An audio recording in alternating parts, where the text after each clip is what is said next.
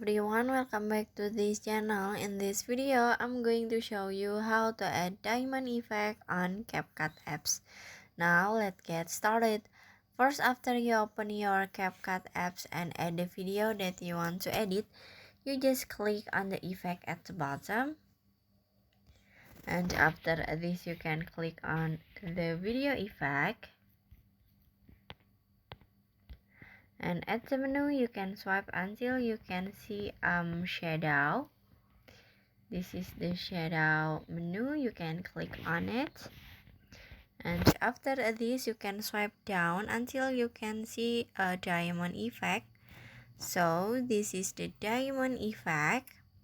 You can click on it. And after this, you can click the check icon in here. Now you can adjust the effect, so you can click on the adjust at the bottom. This one, click on it.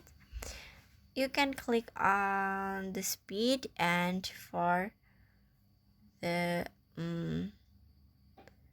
background animation like this. And after this, you can click check icon at the bottom. Finish. So that's how to add diamond effect on CapCut apps.